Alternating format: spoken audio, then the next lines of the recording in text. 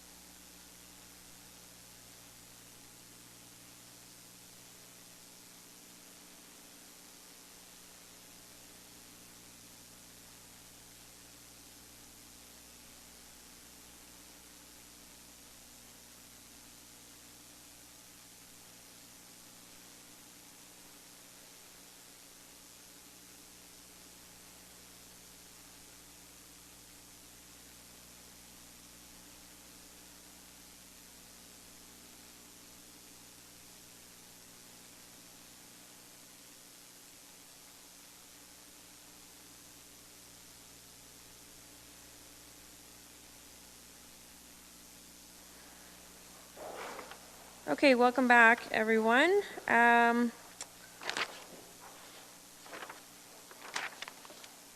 Motion moved by, actually I'm going to need a mover here, that council recess the closed session at 9:27 and reconvene in open session. Moved by Councillor Taylor, seconded by Councillor Columbus. All those in favor?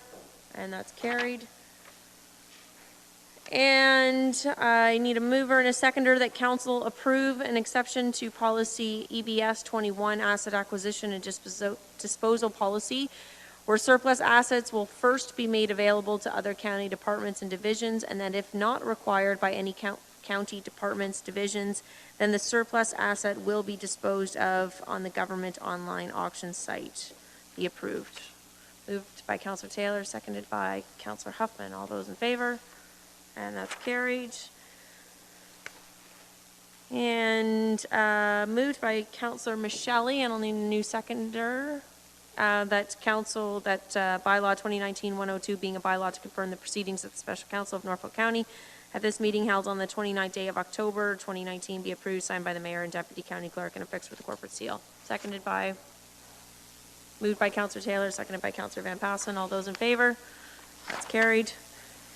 And finally, that council be adjourned at 9:28 a.m. Moved by Councillor Van Passen, seconded by Councillor Columbus. All those in favor? That's carried. Thank you.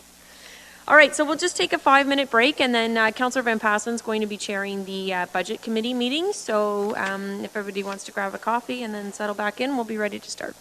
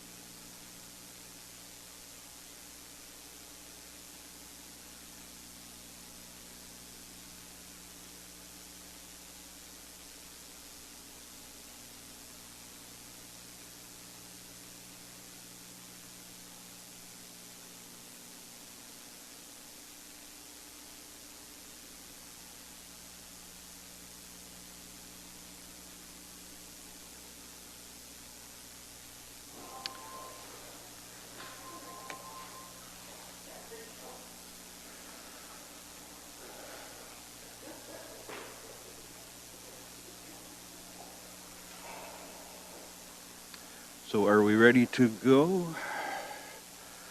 We will call the Budget Committee meeting to order. Have to go back through our same little exercise here. So good morning and welcome to the Budget Committee proposed 2020 capital 10-year plan. I'd like to remind everyone that our meetings are web streamed and televised. For those in attendance, I would ask that you ensure your phones are on silent mode. This is our first Budget Committee meeting, and procedurally will be treated like other committee meetings. There cannot be recorded votes, and members are not required to stand when speaking. We will, as a reminder, be required to have a mover or seconder for each motion presented. So are there any disclosures of pecuniary interest? Seeing none. There's one minor change to the agenda, the addition of a deputation by Heather King, CEO of Norfolk County Public Library. So can I have a mover and seconder for the agenda as amended? Moved by Ryan, second by Roger. All in favor? Carried. Now, before we start, I do want to say one little thing, that as we start today, we need to recognize that the financial situation of Norfolk County is not good. In the past, there's been a consistent pattern of draining our reserves combined with increased debt to maintain a level of service that we've not been funding.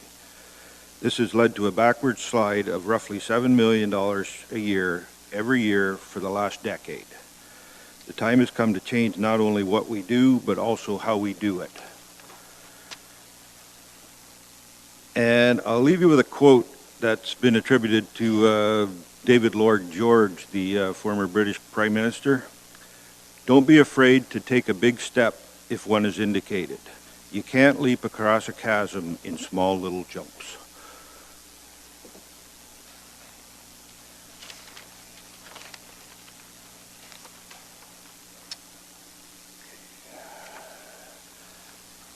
Now for our deputations, a reminder to the deputation that you have 5 minutes to present, and I will advise you when there's 1 minute remaining. So Jean Montgomery and Kelly Braukenholt, our first deputation.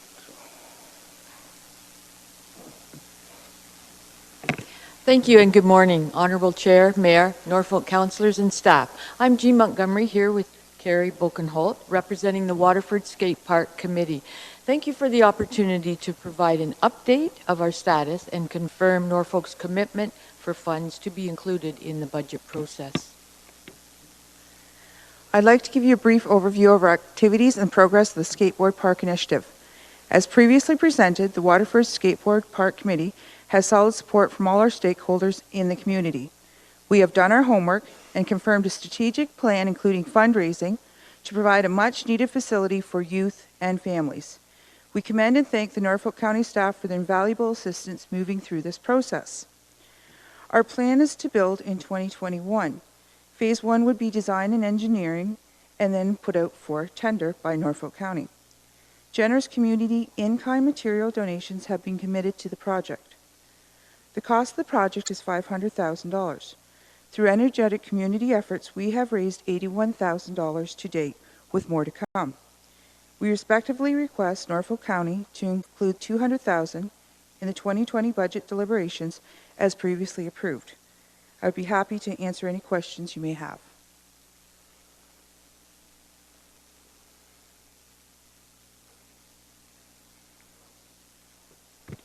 Thank you, Chair Van Passen. I just wanted to, it's not so much a question.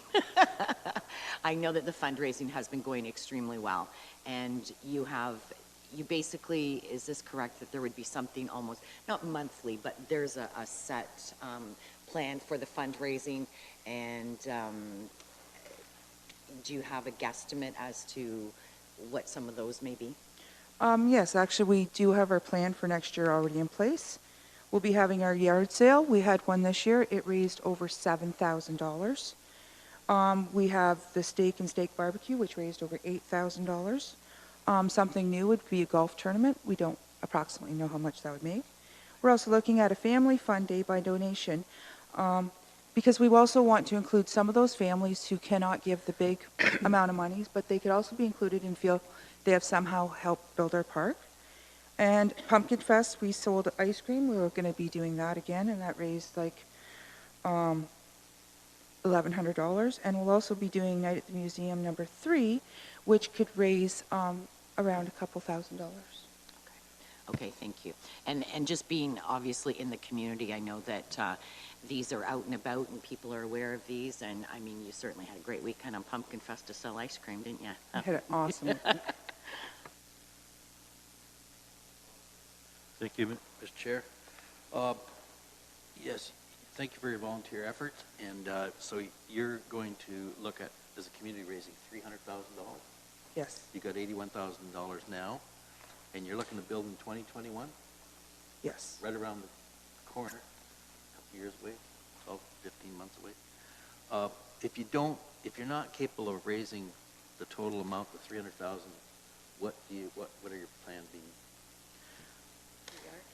We are capable. This is $81,000 with just fundraisers and donations. This, we have not yet went out corporate, or we, also there's grants available. We will apply to everything, and we will work our hardest to make this happen. We want it to happen for our community.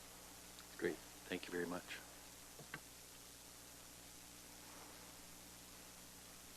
Any other questions? Well, thank you very much for the deputation. And Thank you. could I get a motion to receive it as information? Councillor Huffman, Councillor Martin, all in favor? Carried. And I'd like to invite Heather King to the podium, respecting the proposed capital plan for the Norfolk County Public Library.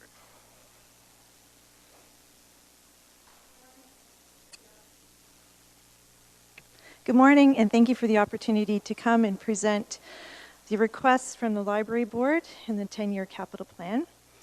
Our new Library Board members include Mayor Chop, Councillor Michelli, and Councillor Rabbits, and they had indicated to the Library Board that it would be valuable to present as much information as we could about the requests going forward, especially in this year, 2020. So you have a package of information in front of you. That was handed out to each of you. And the very first item is the average of the last 3 years summary of the capital budget approval.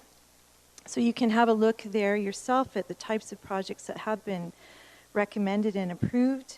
And overall, the 3-year average has been $366,333. And our 2020 request is higher than that. We are requesting $586,000. And if you want to follow along in your own book, the Library Board request can be found on page 2D-1.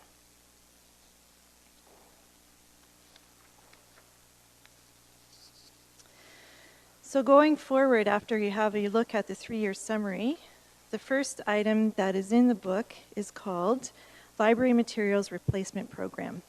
This is a placeholder that you'll see over the next 10 years, and it's based on a 2% increase annually. A couple of pieces of information to kind of justify this expense. In 2018, 318,000 plus items were circulated across library branches in Norfolk. Currently, we have 21,176 library card holders, serving 29,000 plus households in Norfolk County. So the replacement of our collection is proposed at $316,000. It's also important to remember that the Public Library Act specifies that most library services must be offered to residents free of charge. This requirement makes the library different from other community services, which are often expected to generate revenue from user fees. And the collection is based on the purpose of a public library, which is to have access to library service must remain free because universal access to information is a fundamental human right and a cornerstone of democracy. So public libraries' roles are to have a wide collection of items that are loaned for free to the public. And you can see that there's a breakdown here of how the $316,000 would be spent and allocated to the library to buy those collections.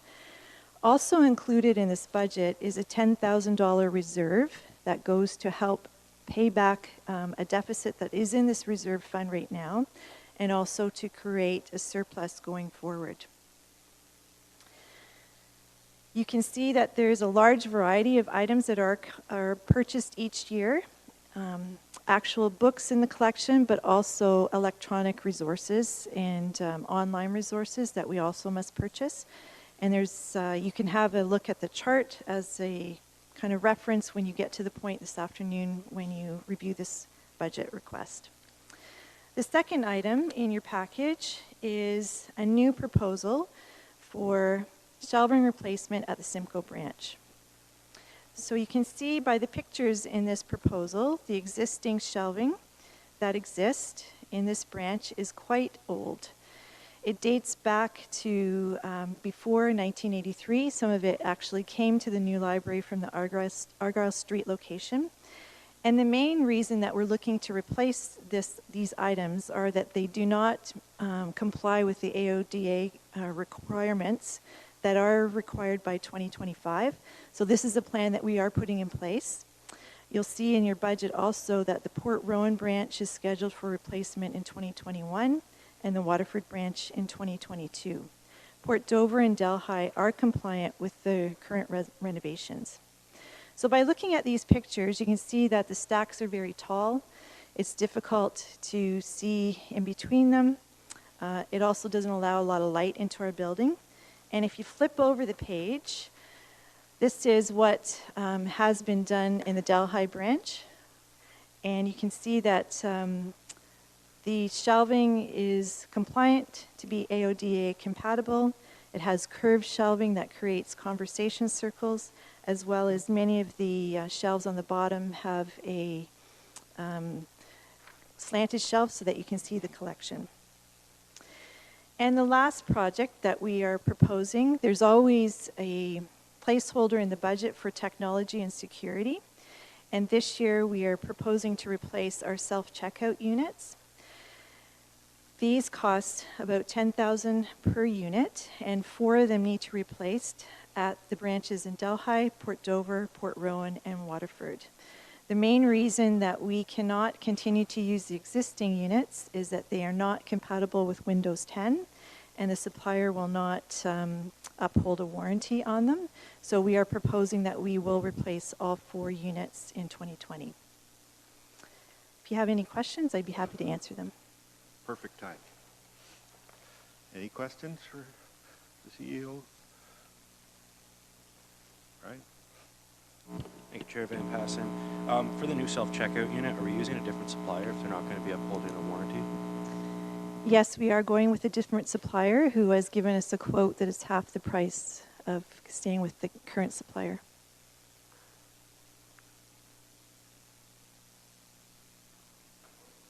Is there any value in recycling the former equipment to some other user? Norfolk IT department is heavily involved with this decision, so I would assume that if they could take pieces and use them in another opportunity, that they would do so. Thank you.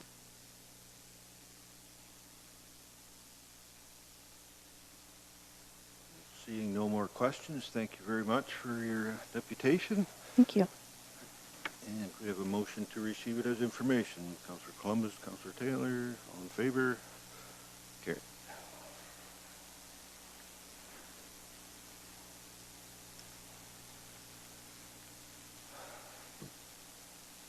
So, now, I guess we call on staff. So, CEO Mr. McQueen is going to give us an update first, or Mr. Burgess? Who's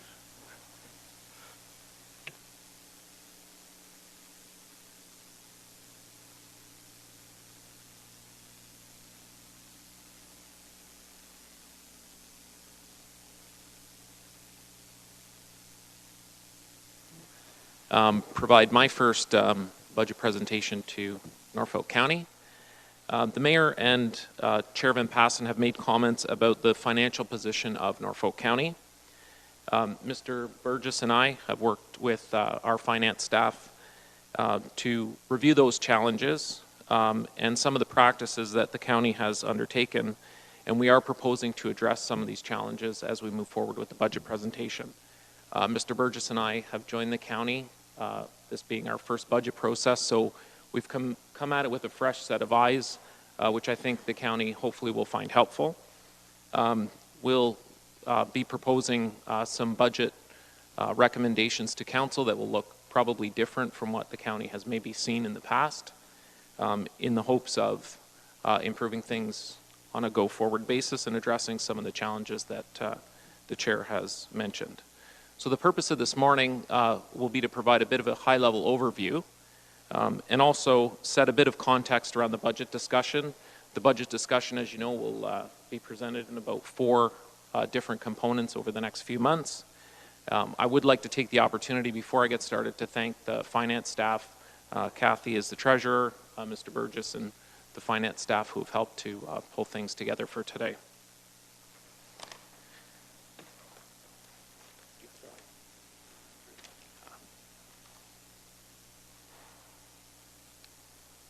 We've given a brief outline of the agenda today, so we'll just move through. I know the council has a copy of the agenda as we're in the package that was distributed today.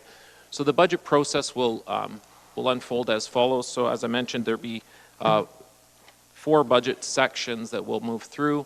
The focus of today is primarily on the 10-year capital budget. So we've taken a longer-term look at that forecast coming forward with a view to approve the capital budget for the current year. On November 19th, we'll be coming back to look at the rate-supported operating budget. So that's the water and wastewater rates. On January 28th, we'll be here to do the Board of Health budget. And then as well from the 28th to the 30th, looking at the levy or tax-supported operating budget, including Police Services Board and the library. So before we got started, in preparing the budgets, we wanted to look to some leading and best practices around good financial management practices, financial planning, and budgeting. And we've set some budget objectives for the entirety of the process just to outline for the benefit of council, which are quite common, and as I mentioned, best practices around budget. So around sustainability, so looking from a long-term perspective at the asset management challenges for the county and affordability over the longer term. Financial stewardship and closing some of the infrastructure gap that we've identified through the process.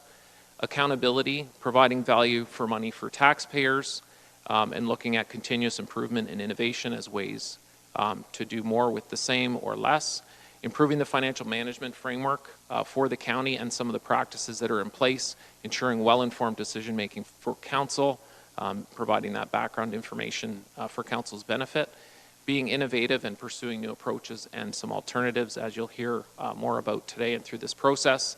And then at the end, it's balancing both the core needs of the county and some of the strategic priorities of council. So we're looking at stabilizing and balancing the taxes, the rates, the reserves, debt, and user fees as some of the levers for council to consider. Ensuring agility.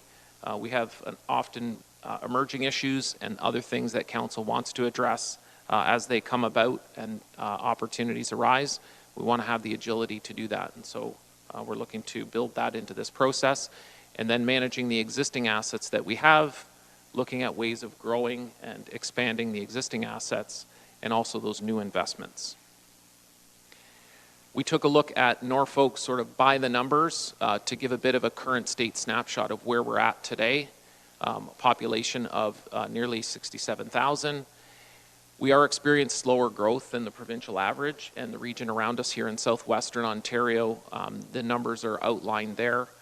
Some positive trending in our building permits, but slightly below provincial benchmarks. Norfolk County does have an older population when we look at the demographic data in all age categories over 55, more significantly the over 65 population. We raise that because these are some issues that will come to the forefront as we look at a 10-year capital plan. The population that Norfolk County serves may have different service requirements, and so we've outlined that. And although the 0 to 18 is trending around the provincial average, so our youth population, the outmigration of that 20 to 44 age category is something That's noticeable in the trending data and something that we'd be looking to turn around with some of the investments that the county's looking at. Population density, not surprising, is somewhat lower than other adjacent counties, probably mostly to do with the rural-urban mix. In terms of some other benchmarks, lower assessment per capita, probably a reflection of both property values and the population across Norfolk County. We have higher residential and farm mix. We highlight this because this is the mix of tax base where we're attracting or collecting taxes from, and so it's primarily a residential and farm assessment base to collect those taxes through. We have lower than average household income, which may be a challenge from an affordability perspective with tax pressures, and so we've highlighted that. And then the net municipal levy. We collect, relative to other municipalities, slightly less money in comparison to others for taxes by this measure and a few others that we've checked into for providing notionally the same levels of service. So we tax lower on a dollar value, but as you'll see, as we look at affordability, although the property tax amount that we collect is lower than the provincial average, we also have lower household income. So we put a low number over a low number, and we trend back into being around average in the percentage of household income that goes to property taxes. And when we add water and wastewater, which tends to be a little bit higher than the provincial average, and we blend the two together, we're trending about on Ontario average and slightly above the southwestern Ontario comparators. So our municipality's tax burden is around the midpoint, which is a good place to be. And although we collect less taxes, we collect them from mostly a residential tax base. We have limited commercial and industrial tax base to sort of blend out and collect that. And it's generally a reflection of the sort of tax room flexibility. So I'm going to turn it over to Mr. Burgess to pick it up from here and move into the capital budget presentation. Thank you. Through the chair to the rest of council, I do just want to take 2 seconds to thank finance staff. I brought in some additional work for finance staff. They created a forecast model, which you'll see some of the results for. I also like to thank all the other staff at Norfolk for welcoming me in. I know sometimes it's tough for the fat consultant in a blue suit to come in and have some really tough meetings with staff right off the bat. But I can say one thing, that staff here at Norfolk are really open to to driving to results and looking at their operations any way they can to drive value to the taxpayer. So with that small indulgence, I do want to move to the capital budget. The slide in front of you relates to the macro issues and challenges. This is not just for Norfolk, but this is for essentially every municipality in Ontario and Canada. As Mr. McQueen had stated earlier, Norfolk does have a slightly older population than the provincial average. And as aging populations have unique demands on municipalities, and there'll be a creation of new services required or different services required as the population ages. The other thing I want to point out is that the issue of taxpayer affordability and those pressures actually increase as taxpayers age because they have less disposable income, and the ability to have significantly larger than inflationary increases on your tax base becomes much more of a pinch point. So if you look at Norfolk County, 53% of the population as of 2016 was 45 years and older. So if you roll this forward 10 years or 20 years, some people call it the graying tsunami of Canada. There's going to be definite issues with how you can pass cost on to the taxpayers. The next macro issue is funding availability. Both levels of upper tier governments are experiencing substantial deficits. They're also experiencing substantial infrastructure gaps, and they are going through higher levels of debt and deficits. So though the election just was over and everybody was seemed to be spending money, at some point in time the taps will run dry, and municipalities can't continue to rely on upper levels of government to always fund capital projects. So it's something that you have to have in the back of your mind of when you're looking at your capital plan going forward. The third item there is climate change. There used to be concepts of once in every 10-year storms, once in every 20-year storms. Well, those 20-year storms are happening a lot more frequently than every 20 years. Those 5-year storms are happening more frequently, and this puts pressure on your infrastructure assets. You have more asset failures, increased service disruptions, increased maintenance, additional planning is required. And so that puts a pressure not only on your levy budget as you have these unplanned failures, it also puts increased pressure on your capital budget, because as you design systems going forward, they tend to cost more and have to accommodate for larger peaks in demand. So climate change is impacting your municipal budget. The last item there is infrastructure renewal.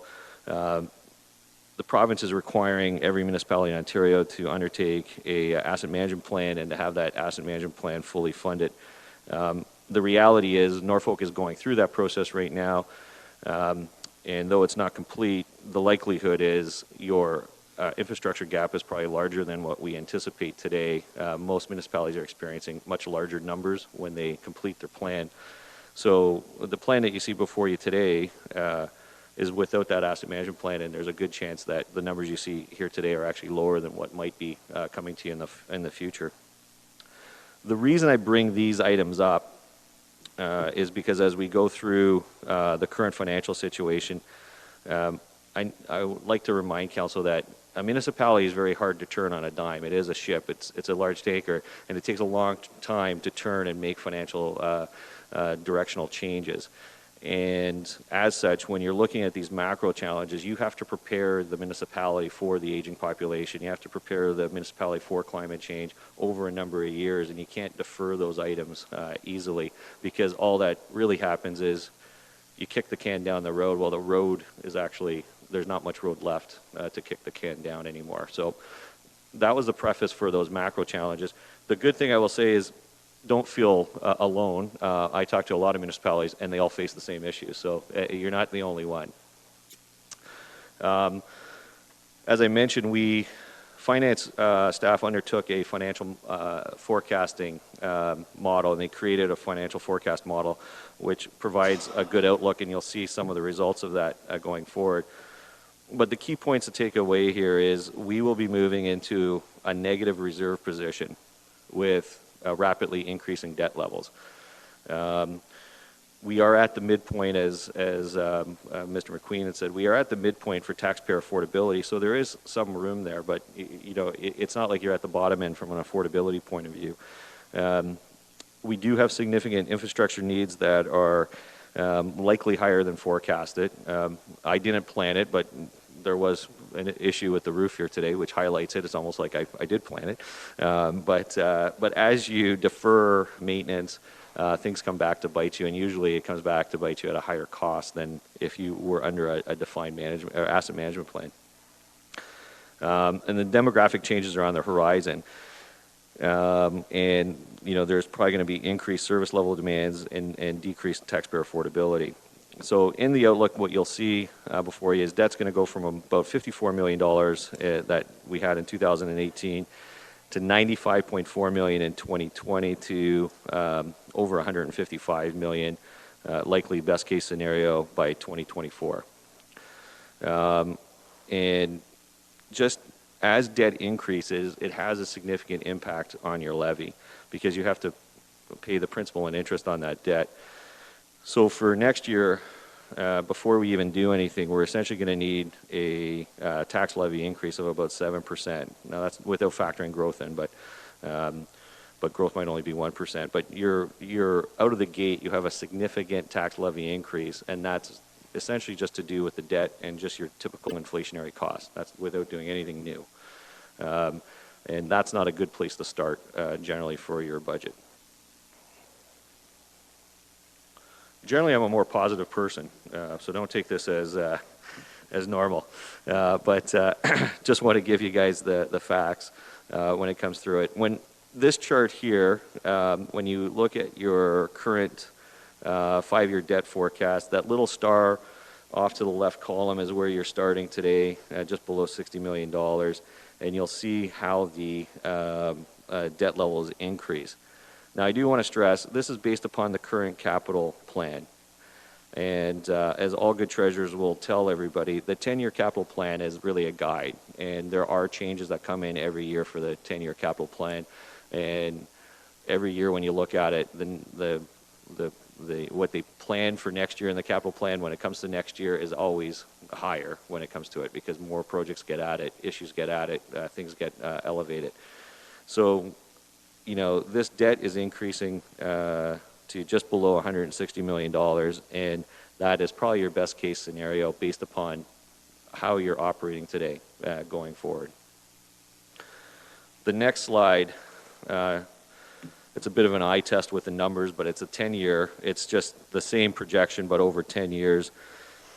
And I do want to point out one stat. When you look at back in 2017, Norfolk County had essentially total debt per capita of just under $900, about $895. By 2023, the debt per capita, the total debt per capita is going to be over $2,300 according to this. So that means every person in Norfolk counties, the amount of debt that they're responsible for increases from $890 range to over $2,300 in a fairly short period of time. The next chart here shows your annual repayment limit, or ARL for short, over the next 5 years. An annual repayment limit is essentially the amount of principal plus interest payments that the county makes on its debt. The province sets a limit that any municipality cannot exceed, and that's you cannot exceed more than 25% of what they consider own source revenue. So that's your tax base and other revenues of that nature. You cannot exceed 25% in annual debt repayment limits. So that's a governor that the province has put on all its municipalities so that they don't get into financial difficulty. You'll see that we're going to be over 10%, most likely very shortly on that. So on one hand, you can say, well, I got all kinds of room up to the maximum allowable ARL limit by the province. I would say that if you're at or near the maximum ARL limit by the province, you're in pretty significant financial difficulty because the amount of debt and debt servicing, you're essentially taxing very high amounts just to pay off debt levels. And you have to be careful of getting that. One of the recommendations, or one of the things that staff will be working on is to come back to council with a financial framework and some suggestions on where the ARL should be at, and provide a bit of a framework for council to operate under from a financial point of view. But ARL is one of the key things that council should be looking at. The other thing I'll point out is some municipalities, you'll see them spike up in ARL for a very specific reason and come back down.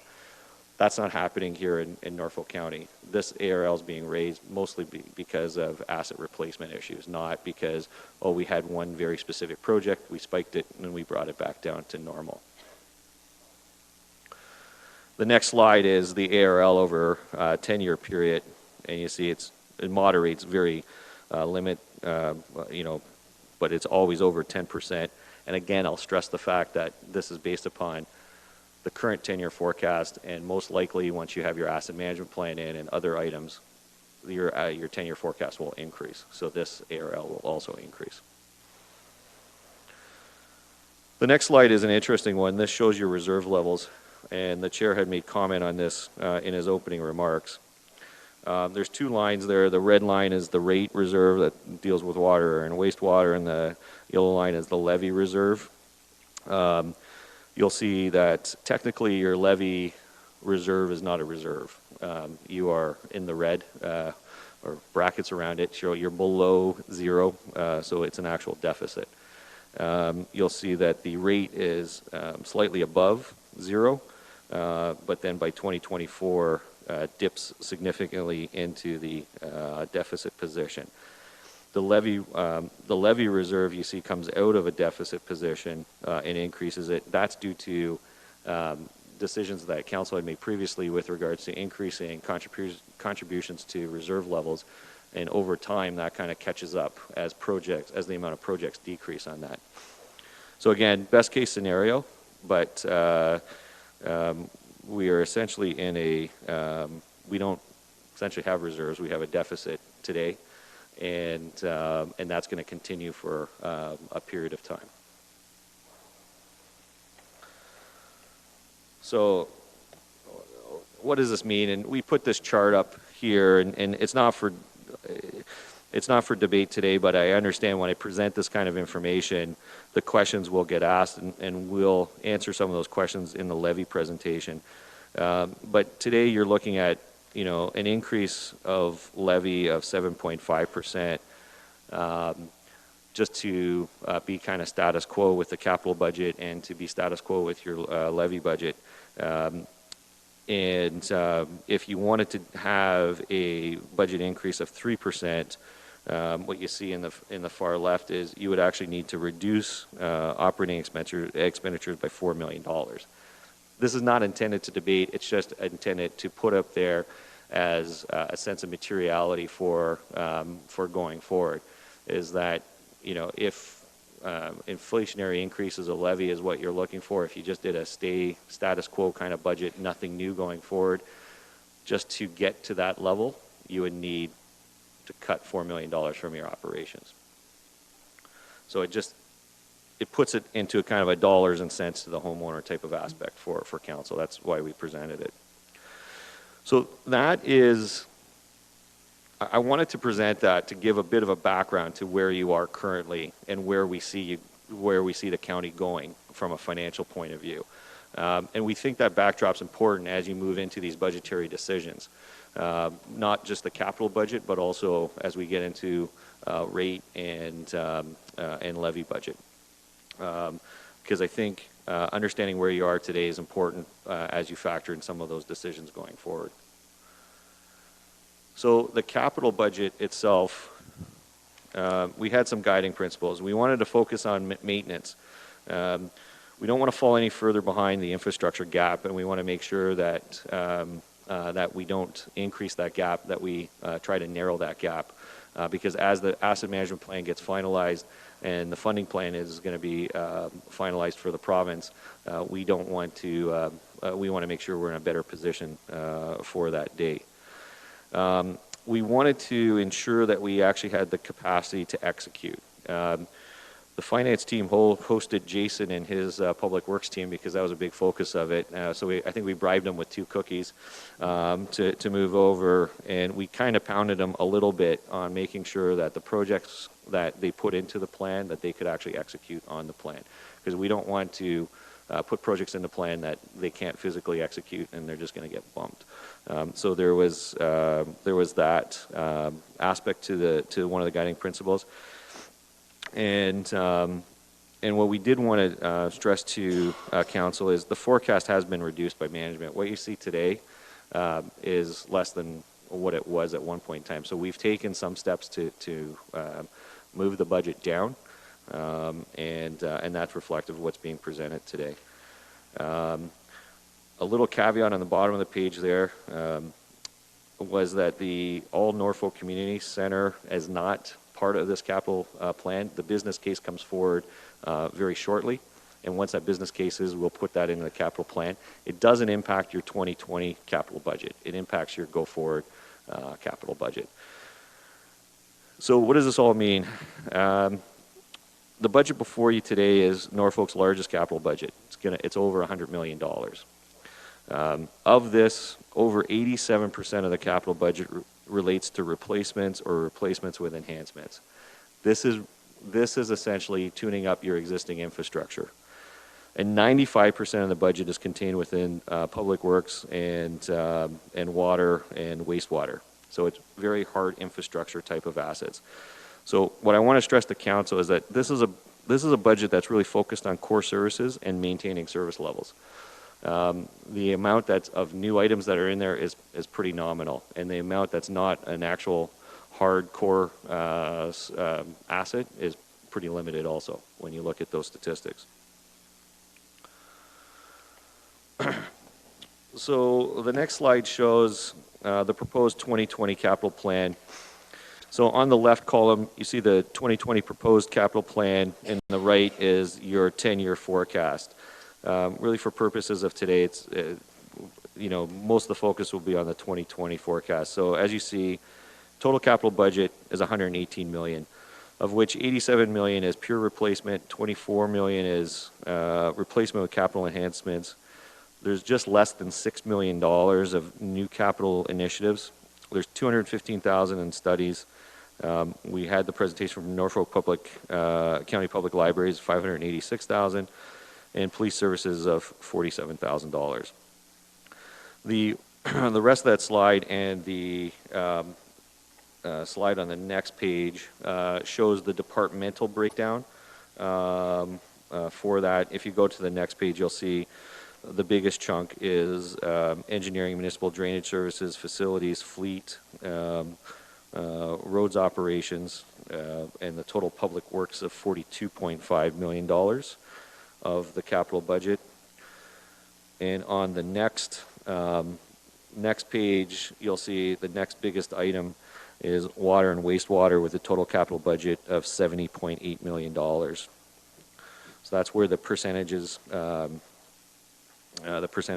break down. So that's your $118.6 million capital budget by department and by capital type.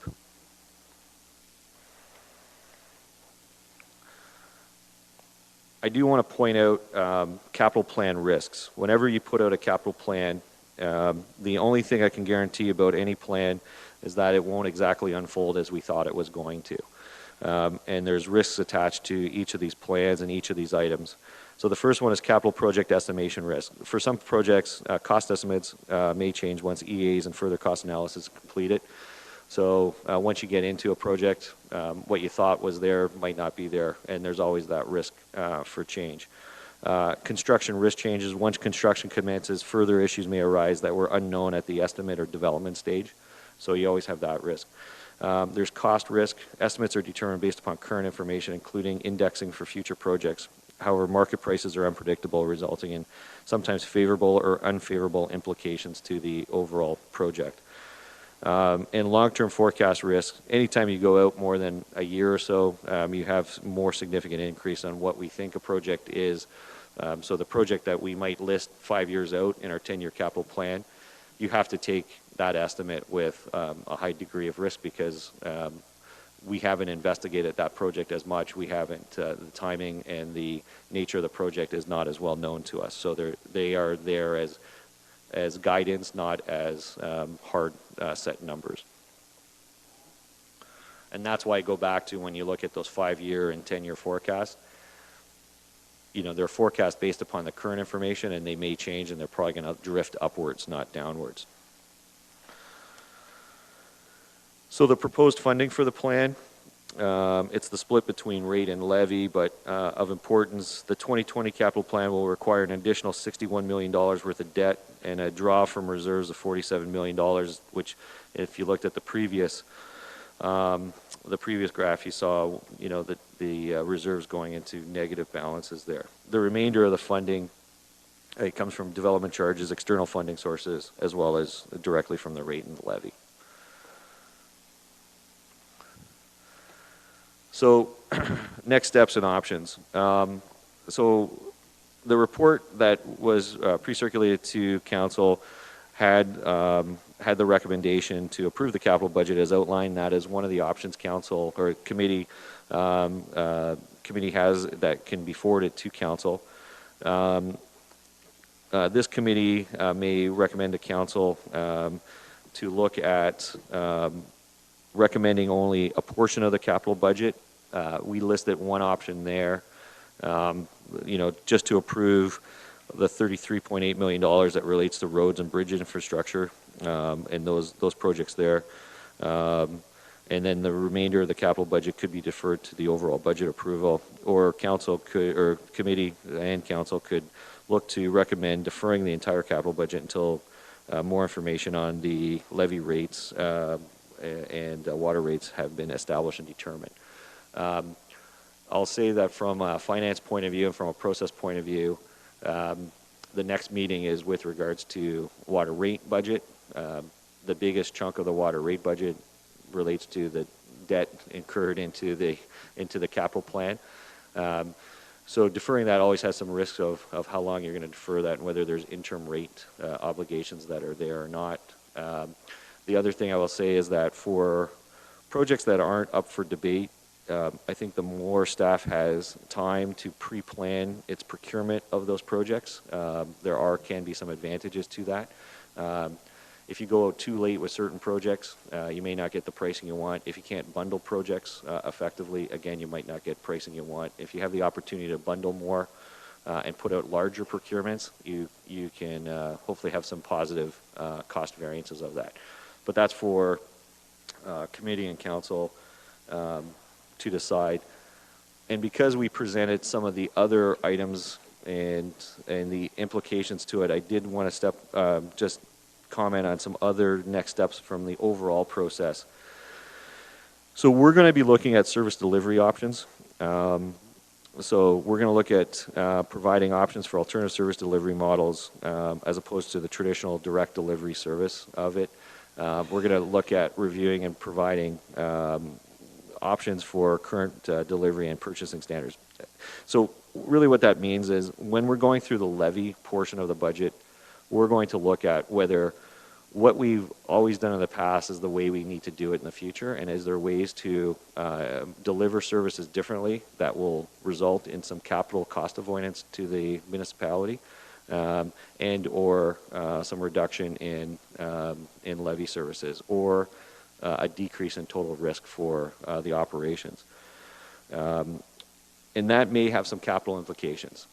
So if, for example, we decide to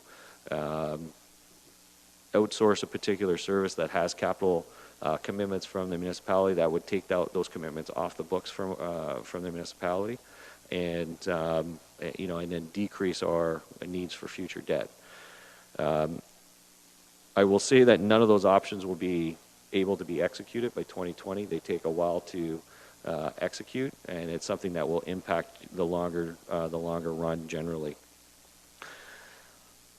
The other thing that we're going to deal with is financial items for consideration. Is one of the things that we're going to look at is at some point in time in the future whether a dedicated infrastructure levy amount, in addition to current reserve contributions, are something that makes sense from a sustainability point of view, and we'll model some of that information out for council.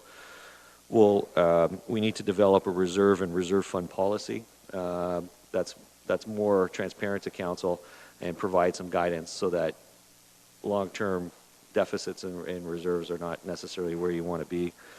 Update Norfolk County's financing policy to include self-imposed debt limits and ARL limits. Just because the province allows you to go up to 25%, most municipalities have internal guidance set by council that says you cannot exceed 10%, you cannot exceed 12%. We think that would be something that Norfolk County needs to take a look at, and that has implications on how you operate your capital plans and how you operate your levy plans. Undertake a financial sustainability study. The picture that we presented to you today is not a finished picture. It's not a complete picture. It's just where you are today, and we can all agree that's probably not where you want to be, and we need to take a look at strategies to make Norfolk County more sustainable in the longer term. We'll carry out a rate study, and we'll actively pursue potential user fee looks at for full cost accounting and whatever else we can do to give council options that they can then choose to how they want to go forward with service delivery at Norfolk. The last thing I'll say is there's some difficult decisions ahead, and I don't want to be overly negative. I don't think your financial picture isn't great, but to me it always just comes down to decisions and choices. That's why we have councils to make some of those decisions and choices. And if you make those decisions early, the financial picture can be changed. I'm not saying those decisions are easy. They will be difficult decisions. The finance team is committed to, if required, having additional budget meetings than what was the original schedule. We're there to have the additional budget meetings. We'll be presenting options to council that you may not have seen in the past, as Mr. McQueen had said. If you need more time with those options, we're more than happy to ensure we spend the appropriate amount of time with council so that they feel comfortable in the decisions that they're going to make. They might not like the decisions that they're forced to make, but as long as they feel comfortable that with the process and that the information was transparent, they could make a decision. So we're here to ensure that, especially for this budget process, that if we need additional budget meetings and budget committee meetings, we'll accommodate those requests. So I'd like to thank the committee for its indulgence for the presentation, and staff's available for further questions. Thank you very much for that little dose of reality. I didn't notice any rainbows or unicorns anywhere in your statements there. So any questions for either Jason or Chris? Councillor Columbus. Thank you, Chairman Van Passen. To Jason, I'm looking at page 5 of 12 of the orange-colored document that was given to us. There's a chart there, table 1. Approved year 2019 total capital projects was $52,612,000. Now, there are, for various reasons, there are many projects that were not completed. Okay, I'm thinking of some road projects. Where are those monies still going to be allocated next year, the projects that were not completed in 2019? How does that work into the whole plan? Does that money still stay allocated? Through the chair to the councillor, once the capital budget is approved by council, the monies for those projects are always allocated to the project. If there's any change to that project, it has to come back to council for that. So anything that was not completed in 2019 is still budgeted for, and it's still on the docket. Just seeing if staff knows the amount that's uncompleted. Through the chair to Councillor Columbus, I don't have the amount offhand, but we are working on another status report to present to council as of September 30th. Later in the day, we could probably provide that information to you. Okay, that'd be great. I know of a few that aren't completed, so thanks.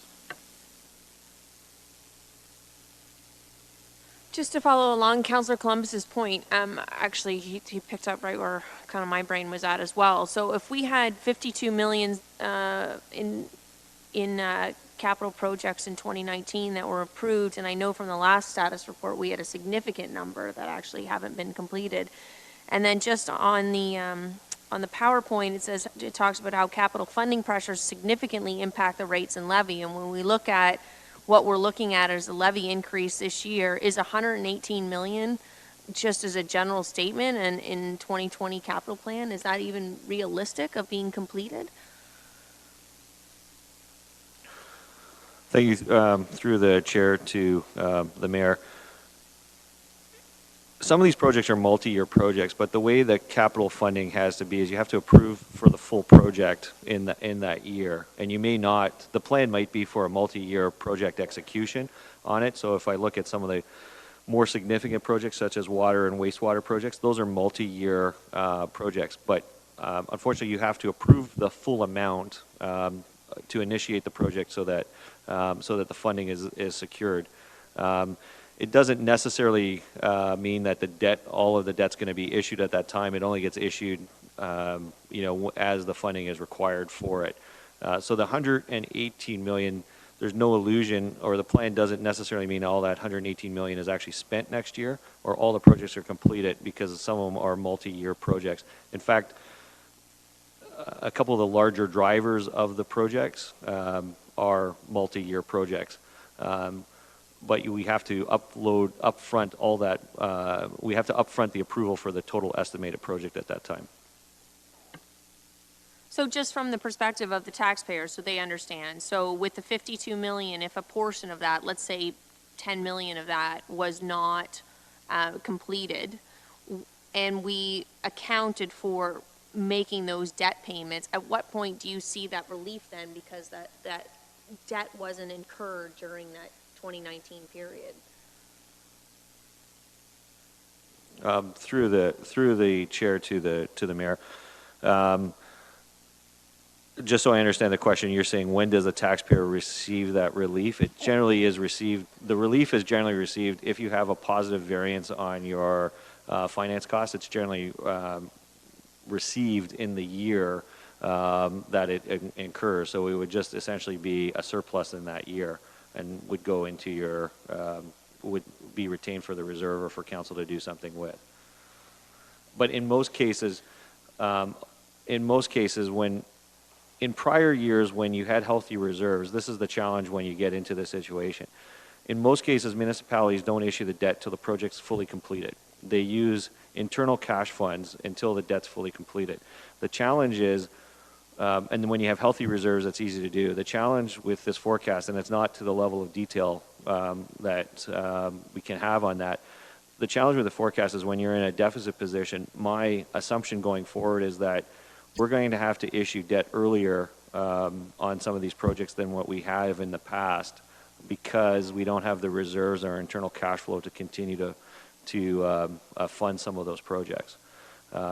So to answer your question directly, I think before the relief would always kind of be there during the annual operating savings. This year the relief will still be there, but I find that the relief will probably be a lot less going forward as the deficits increase. Thanks. And just one final question, just so, I mean, I think you did paint a great picture, but in terms of, well, probably not a great picture, the real picture, what would you say in terms of, as an example, you know, when Norfolk County issued debentures to cut down ash trees, is that typical of a municipality?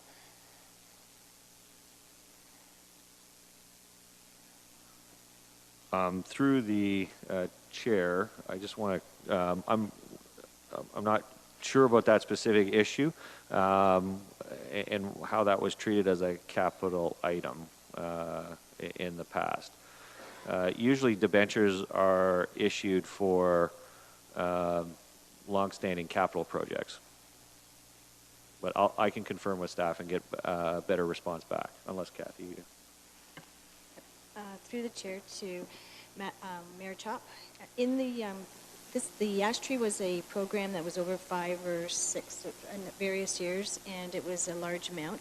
We did check with, confirmed with IO, Infrastructure Ontario, that they considered the removal of ash trees as capital in nature. We did think that was odd ourselves, but they did at the time, and we have issued debentures for that. It has now, they have changed their ruling on that, and they are not considering the removal of ash trees as an item for debenturing. We are looking at market debentures, open market debentures, if they will. If not, you'll be seeing another report coming to council for the ash trees. We've indicated that we do currently have provided that the funding would be from debentures, but we may need to find alternative financing for the last phase of the ash tree removal. Thanks, Kathy. I guess I wasn't actually trying to sort of challenge what had been done. It was just more so that people understand here that when we're looking at sort of the increases that we're going to be facing this year, that it's in a pretty dire situation, and that as Councillor Van Passen had stated, you know, we're going to have to make some tough decisions in the coming months ahead. Thank you. I've said this before, but you know, it's one thing to borrow money when you buy a house, buy a car, those kind of things, but when you have to borrow money to buy groceries, that's not a sustainable situation, and borrowing money to cut down ash trees is borrowing money to buy groceries. Mr. McQueen. Through the chair, if I might just add another comment to respond to Mayor Chop's question. The idea of having a financial sustainability plan that was highlighted by Mr. Burgess is a more comprehensive look at things. So to the question that the mayor had, we would be looking at each capital project, identifying the sources of revenue, not just for the current year, but over the 10-year forecast. And what that helps us to do is look at other sources of revenue like the debt, reserve levels, capital levy requirements, and other funding sources that come in and out.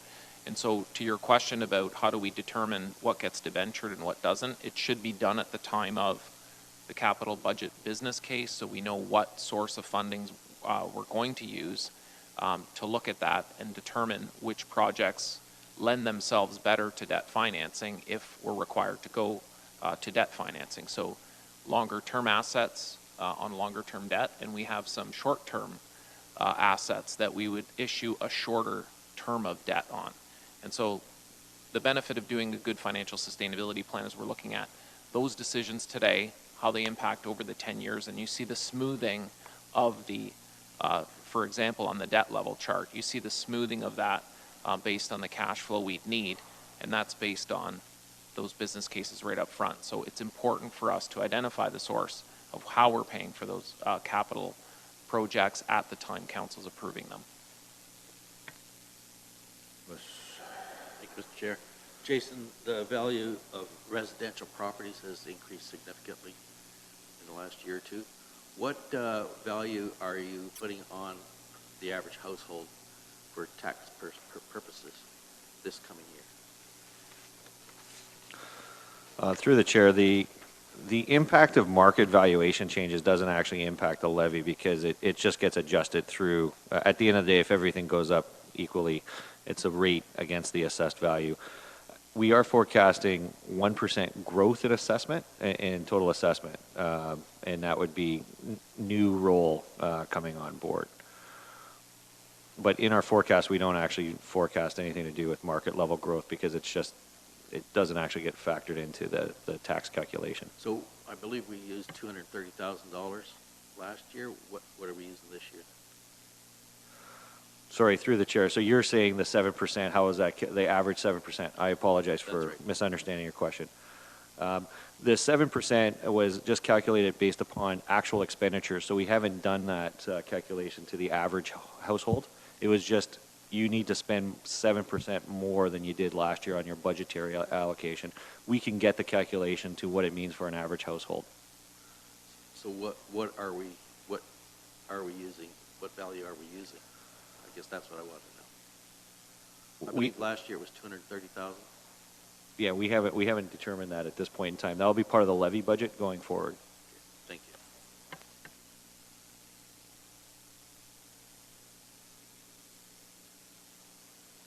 you. Any other questions on the overview, or? Maybe I have one, Jason. We have started on an officially on an asset management plan. Could you sort of explain how that sort of will fit in down the road with the capital budget, or how it becomes the capital budget? Thank you. Through the chair, it'll come both through capital budget and potentially through your levy budget. An asset management plan is required by the province and 2021 for financing it, and by either 2021 or 2022, I can't remember the dates, you actually have to have your asset management plan fully financed. The asset management plan should take a rigorous look at all the infrastructure that you have in place, both your linear infrastructure and your facilities and other assets that the county owns. And it tries to say on a rational basis how much you need to spend to maintain those service levels each year going forward. Some of the best practices that you see from some municipalities are they look to fully fund that requirement. Most municipalities are experiencing, once the asset management plan has been produced, they find that their infrastructure gap is greater than what they had originally thought. So that requires an increased reserve level contribution to maintain it. It also has another impact that a lot of councils haven't really fully put their process through on, because normally what it requires is increased spending on capital items, and that not just has an impact on your capital budget, it also has an impact on your internal resources. So generally you have to actually hire more engineers, and more staff to execute those projects, because if you don't execute them on a timely basis, you fall off your asset management plan. So if traditionally you would spend 30 or 40 million dollars maintaining your assets, and the asset management plan comes in and says, well, instead of 30 million dollars, you need to spend 50 million dollars, you have the one hit on to actually fund that 20 million dollar difference annually, and then you have an additional hit to actually have the resources to execute on $50 million capital budget versus a $30 million capital budget. I hope that answers your question. Yeah, the news just gets better and better. So does anybody want to make a motion to approve $118 million capital budget, or should we actually look at it a little bit closer? Seeing no hands, we want to get out the binder and start on it?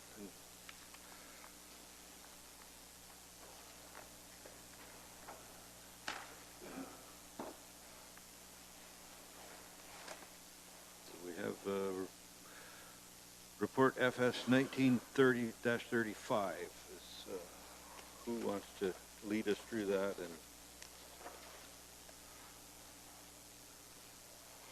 Through the chair to members of council, I think the presentation actually summarized most of the report. It's basically identifying that the current plan is geared to mostly replacement and replacements with enhancements. It is also, the recommendations at the end have been also included in the slides. And it just basically an overview of the process that staff went through and how the binder is actually set up. Again, there's the categories: replacement of assets, replacement of assets with enhancements. Your new initiatives, the new initiatives are the projects that we're actually going to be acquiring new assets. So in essence, when we're acquiring new assets, we should be making additional contributions to our reserves to fund any future maintenance or replacement of those assets. This year, something that is new, we have a section for studies. We moved studies from the levy and rate supported operating budget because most of the studies, generally most studies take or go over more than 1 year, and it was becoming difficult to actually administer and to actually provide the information in both the levy.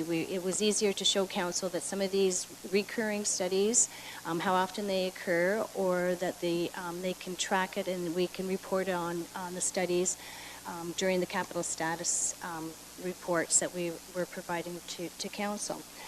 So with that, we did also outline some of the main changes. There were a number of changes because, as you remember from the June 30th capital status report, I think there was close to over $19 million worth of capital projects that were quite old, and for various reasons, such as there was more information on the project, or the scope of the projects needed to be revised, etc.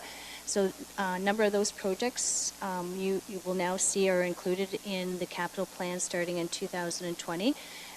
Again, Chris has mentioned the majority of those are related to water and wastewater and some bridges that have been moved forward.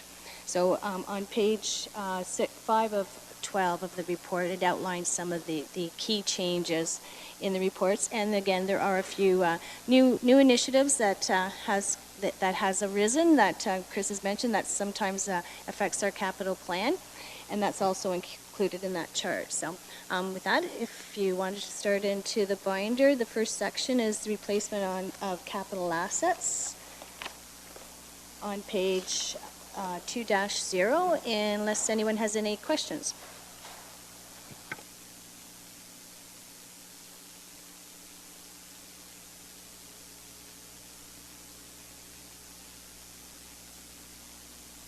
I'm just wondering, I mean, we can go along with whatever plan you like, but I'm just wondering if it's the desire that we at the very least approve the roads and bridges and so on today, that would it be prudent to start with that so that we ensure that was completed, but up to you. Yeah, no, I think we've discussed that several times through the year already when these tenders came in, that if we can sort of commit to the roads things, they can get the tenders prepared, they can get them out there early, we could get a better chance at some pricing and opportunities. So do we want to do that, go right to the roads department budget first, or do you want to start, Councillor Columbus?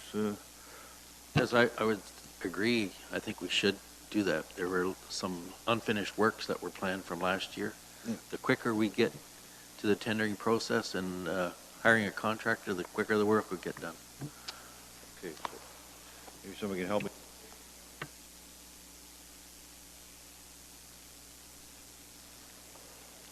Through the chair, it actually is on a few different pages.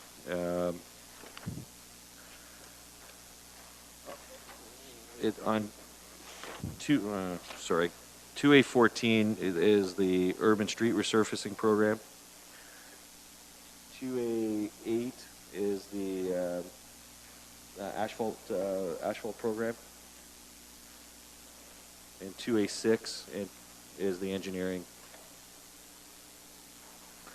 So the totals are, it's 30.5 million for the engineering projects, 3.3 million for the urban street resurfacing and surface treatment programs. So that comes up to the $33.8 million as an option if you wanted to include all of those.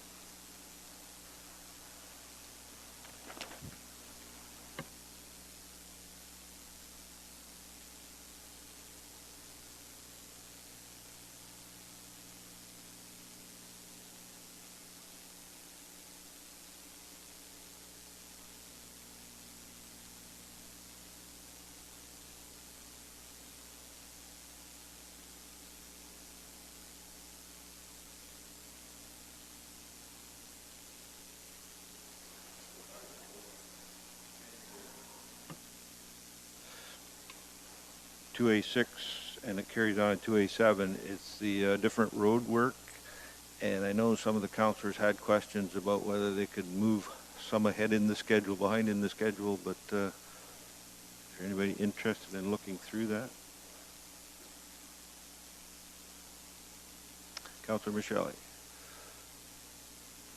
Thank you, Mr. Chair. I just have a question about the asphalt resurfacing program that's on 2A8, and I'm just trying to understand how this is kind of put together. There is indicated asphalt resurfacing for Norfolk County Road 21 to take place in 2021. And I'm just curious why there are two amounts. There is the project number 553-2002, and then there is the project number 553-2119. And they both are amounts slated for the same road.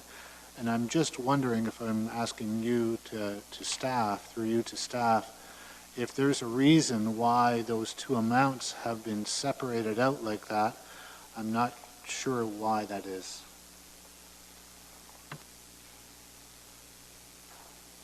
Jason? Through the chair to Councillor Michele, I was just looking at the project sheets for those. Those are two distinctly different sections of that road. So that's why we've identified them as different projects. Meaning like one is up near Pine Grove and the other one is further down the line. So they're not physically connected. So that's why we wanted to identify them separately. Thank you, Jason. That's what I thought it was, but I just don't see any other examples of that, so that's why my question. Thank you. Well, I also have a question a little farther down the list, but on the bridge rehabilitation program, Big Creek Culvert, Forestry Farm Road, that doesn't happen to be the culvert right where the gas leak is.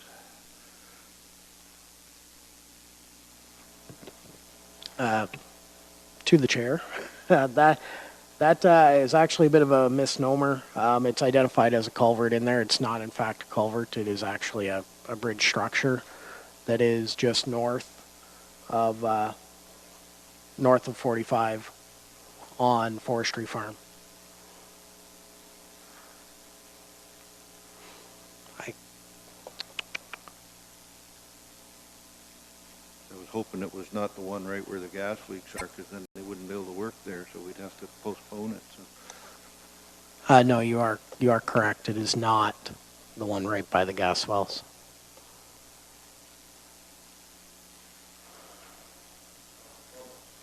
Thank you, Mr. Chair.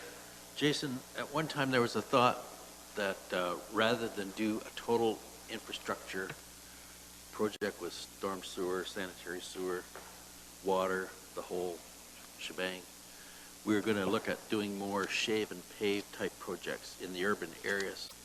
Where's that thought gone to, or have you implemented it, or is it sitting on the back burner? Through the chair to Councillor Columbus, we still do have our urban asphalt resurfacing program, which is typically those are the roads where we're typically looking at the shave and pave process. In those cases, it's mainly driven by the road surface that is causing the issues and why we need to do some work there. Otherwise, most of our other urban reconstruction programs are driven by the age and deterioration of the underground infrastructure, such as the water and storm and sanitary services. Okay, thank you. Thank you. On page 2A6, under engineering infrastructure, it's the first item, St. Andrew Street, Chapman to McNabb, Port Dover. First, I'd like to start off by thanking staff and Public Works for bumping that up in the budget. That's certainly high priority in Port Dover, terrible road. But my question to staff is that in the prior year, I recall last year at budget, it was explained to us that typically the funding is broken up over 2 years. Some studies are done on the first year, and potential engineering costs are wrapped into that first year, and then the remainder of the work is to follow after it's a more detailed explanation of what the work is comes back to council. What's the benefit in having paid some of the money to do the study and the engineering work and then not follow up with the road work the following year? Typically, they follow closely. Through the chair to Councillor Martin. Typically, in most cases, we do the engineering work, and the following year we do construction. There are instances where perhaps just timing and workload won't allow for it, so it is nice to have some projects where you have engineering work that is done. It does help with potential for funding applications to have shovel-ready projects that if something did come up, we'd be able to apply and say, go right away, as opposed to having any of the delays associated with having to go ahead and get the engineering rushed and done. In this particular case, I unfortunately can't comment exactly on why we've got the 1 year delay. It could be largely due to the fact that we have a number of other projects going on in Port Dover proposed for 2020. So we do like to try and spread it out as opposed to having one entire town completely under construction for a season. No, that's great. I understand. And again, thanks to staff for moving that up as a priority. Councillor Taylor. Thank you, Chair Van Passen. Jason, I'm looking at the tandem axle trucks and the single axle trucks. I recall a little earlier in the year when we had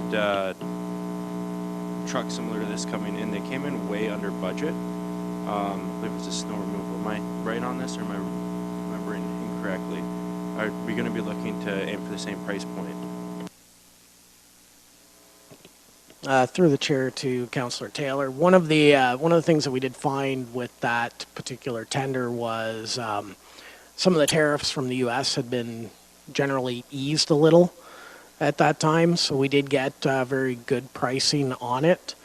That being said, these budgetary numbers have been left slightly higher in anticipation that we don't know what can happen with the U.S. market.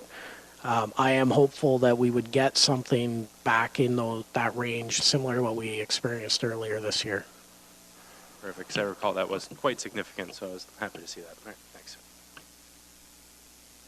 And if I could, like, if we could stick to the roads and bridge infrastructure portion, and we could approve that at some point, and then we will go back and start at the beginning and nitpick about how many pick trucks we need and electric cars and street lights, but we want to get these major projects, get it approved so that staff can start on it. So, Councillor Combus?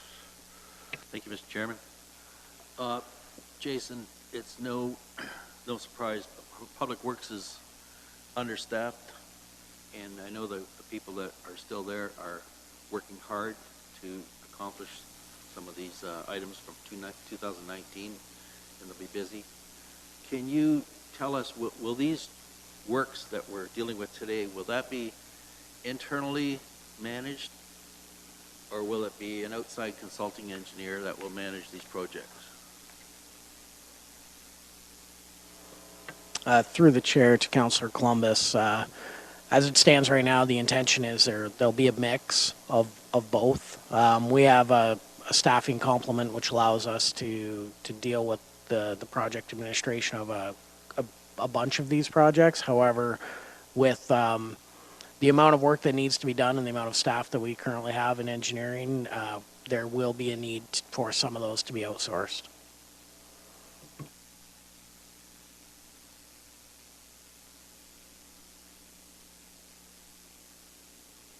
Any other questions, or else we could take the one recommendation out of the report that the projects to approve is estimated to be $33.8 million and relates to roads and bridge infrastructure. And Mayor Chop. Let's have one while we're on the road subject. So on 24,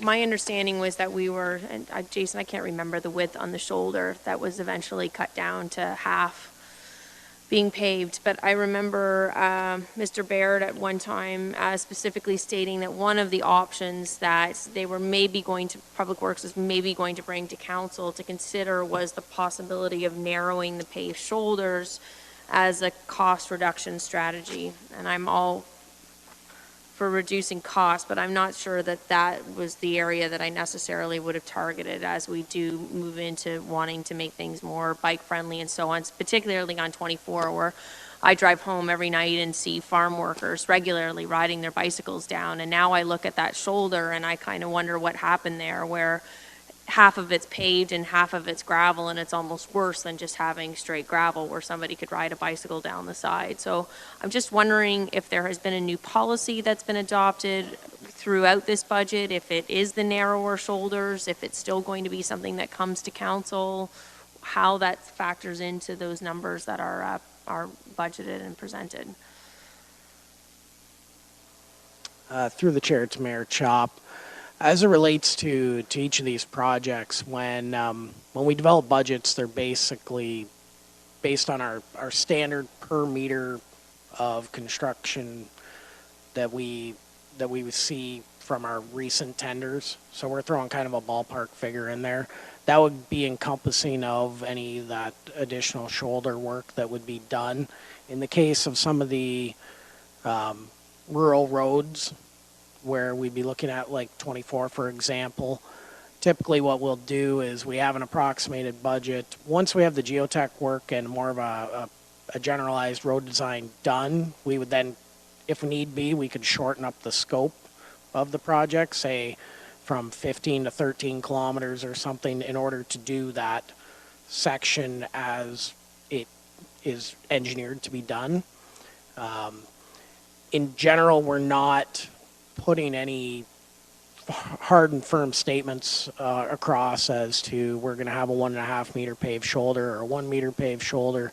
Those are the kind of discussions that I would prefer to get a bit of guidance from council on when we're discussing the project approvals, so that we have a consistent approach that is supported by this council as to how we're going to establish those bike lanes or paved shoulders, as an example. Maybe we need to establish whether we think that the 1 meter paved shoulder is good or not good, right? Well, that's where I'm confused, because I thought on 24, the original number included that wide shoulder. And now, when you drive down the road, there is not a wide shoulder. So I'm just curious as to how that change happened without it coming through council, and whether or not,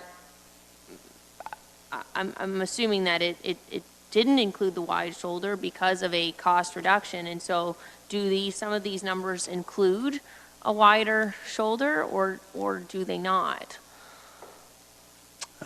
Like when that was budgeted for 24, it was thought to include it, did it not? Through the chair to Mayor Chop, from my understanding, yes, that project did include the 1.5 meter paved shoulder. It is my understanding that through the course of the year, the decision was made by administration that we should be trying to find some cost savings on some of our projects where possible. And my understanding is that the reduction from 1.5 meters to 1 meter was going to have a significant financial impact, which it was believed at the time would not drastically alter the entire scope or intent of that project. So that decision was made. So I guess moving forward, I think it does have the potential to alter sort of the fabric of a community that we're trying to create, and sort of a tourism-driven focus. And as we're looking at putting a bike lane down the causeway, similarly, wouldn't it have been a great thing to have, that wide shoulder running down 24? And so I don't know. I guess maybe I'm looking for some direction from you. To me, that was a decision that absolutely should have come to council. That shouldn't have been an internal staff decision to make, from reducing to a 1.5 meter paved shoulder down to a, half a meter shoulder, or whatever it sits at right now. 24 now has a 1 meter paved shoulder. To the chair, yes, that is correct. There is a 1 meter paved shoulder there. So at least there's 1 meter of paved shoulder. Before, the bicycles used to drive on the traffic lane. So, is 1 meter wide enough to ride a bicycle down, or do you need 1.5 meters? Right? No, it's not. I mean, that's what I'm saying. It makes it worse now than it was before, because at least before, the farm workers had a proper, now you're going to teeter between the pavement, as somebody that's a bike rider, the pavement and the gravel, and back and forth. Yeah, but before, they rode on the pavement anyway, except that was part of the traffic lane. Now there's 1 meter of pavement that is not part of the traffic lane.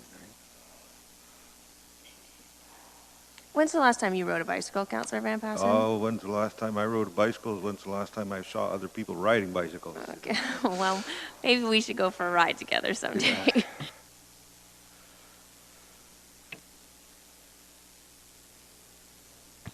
Thank you, Chair. Through you to Jason. So is there, in following up with what Mayor Chop's comments were, I agree. And I do have to respectfully disagree with Councillor Van Passen.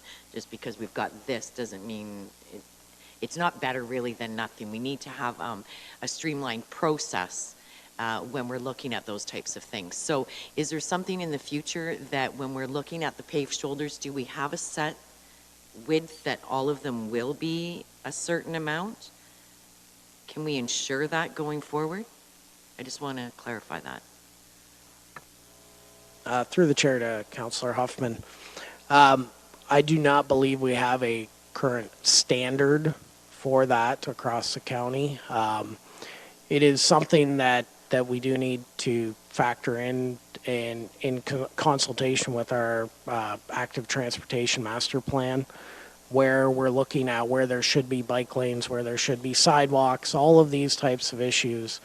I believe we need to get some further guidance from council on what the expectations are for our community going forward. And it would be my intention, the sidewalk issue is one that will be coming back before council to seek some clarity on how we should be handling those types of requests going forward. The paved shoulder is another one that from a public works perspective, we will build what the community wants, and we just need that clarity on to where and how they would like to see it built. My point, just to follow up, is that the way that this was presented, and again, Jason, this isn't to you, but I don't even believe you were here that day.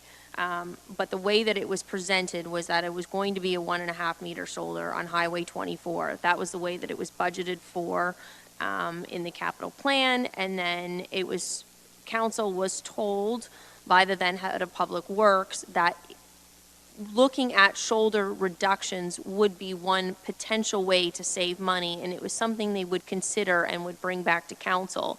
And I just find it concerning that it changed and it never actually became a council decision. So in all of these items, I would just want to ensure clarity moving forward that those types of decisions would be a council-based decision. Or I think Jason mentioned that the staff need clear direction on what it is council wants. If council wants 1.5 meter paved Well, I don't think we can shoulders, have- then that becomes the standard and it's not changed unless council changes it, right? I don't think we can have a 1.5 meter shoulder on every single road in Norfolk County, but I like Jason's statement about the active transportation plan and understanding where exactly we want to have that sort of bicycle connectivity and so on, along with refocusing back to the sidewalk conversation, those areas that are most important that are around schools and so on, to be able to have those sidewalks. And some of the areas like on Don John where you have, there really isn't a connectivity issue to the rest of town and you have an overwhelming number of residents that don't want it, our money would be better spent in other areas, kind of thing. So I guess I'd look forward to the active transportation strategy and going from there. Councillor Columbus? So I take it that there's 1 meter on each side of the road. I take it that's the way it is. So how many dollars were saved by going from a 1.5 meter to a 1 meter, Jason, do you know? Through the chair to Councillor Columbus, I don't have the exact value. The number that I had heard thrown out there was that it was close to $500,000 on that project.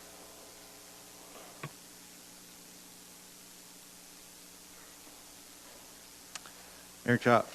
There's no doubt that the number is likely significant. Asphalt does cost money. The point that I'm simply trying to make is it should be a council-based decision as to whether or not we're going to save that kind of money, not that it has the potential to save us money.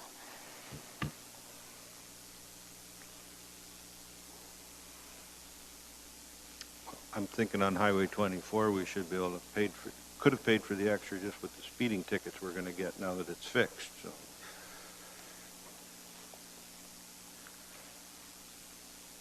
Any other questions about the road and bridge infrastructure section of the capital budget? And is everybody clear on that portion of it, that what we're trying to do here? Councillor Columbus? So if we approve this, does that mean it's a go starting tomorrow morning, or once we ratify it at our next council meeting? Does that mean our staff can proceed with tendering and get those projects on the road for the new year? That would be the intent on, it's $30.5 million in projects and the $3.3 million for the urban street resurfacing program. So we'll get them to specify which sections, but Jason, is that, the whole intent is that to let them loose and do their job, so. That is correct. You did catch the technical aspect that council would have to actually approve it, not at this committee, but council would have to approve it. Then staff would be free to start to look at procurements, and they have the confidence that they have the budget to execute on it. Sounds good to me. Thanks. Does that mean you're moving a motion to that effect? And a seconder, Mr. Taylor, and you have the wording exactly as you like it. If you could read it out. Through the chair to Budget Committee, The motion is as follows, that Norfolk County Council approve $33.8 million related to roads and bridge infrastructure, including $30.5 million in engineering projects and $3.3 million for urban street resurfacing and surface treatment at the November 19th, 2019 regular council meeting. Any more comments? All in favor? That is carried. So now do we want to go back to page 1 and nitpick every line? Or do we want to take a 5-minute break? 5-minute break it is. So.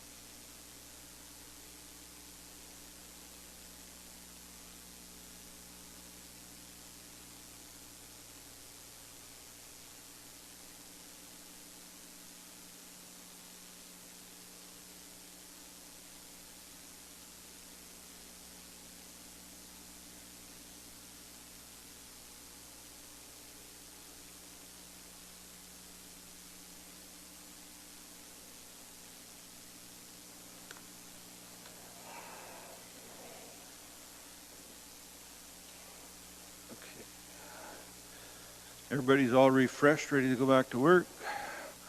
And Councillor Huffman, you had a question.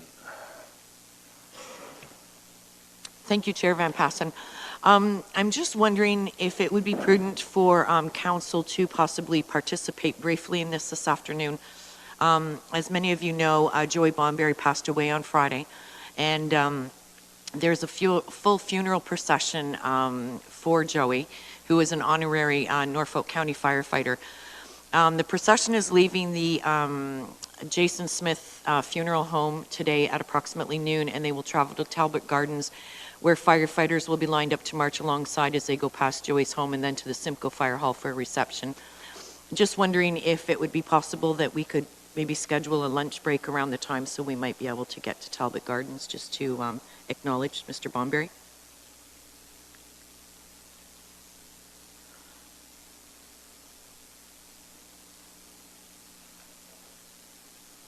What are council's wishes? Councillor Taylor? I think it'd be appropriate to take a recess then, so we can head over, those that wish can head over. Is that the general consensus that will? Yep. Maybe we could. 12:30, I think. Okay. Thank you. So they'll be leaving at 12, so we'll quit at 12, wander over to Talbot. Councillor Michele? Mr. Chair, I'm just wondering, are we going to determine the length of that time?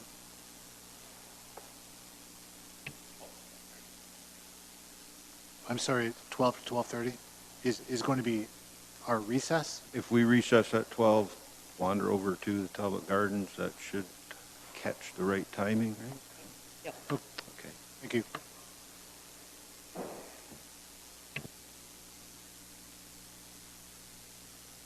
And I had a chance to discuss with the staff, and if we go back and we'll just go through our binder here, starting on page 1, if there's anything that any individual councillor wants to question or look at, then we will do so.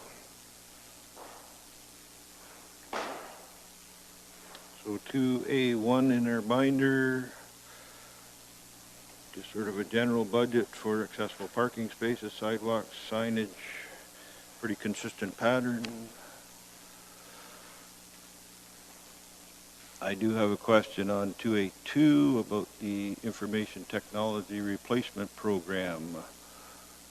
$435,000, and it's sort of a steady, if somebody could enlighten council a little bit more about what that is. Is that just ongoing replacement of our?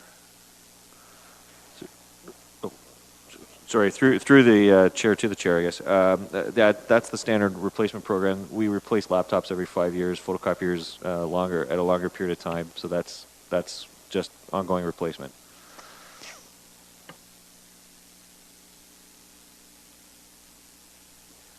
Councillor Taylor.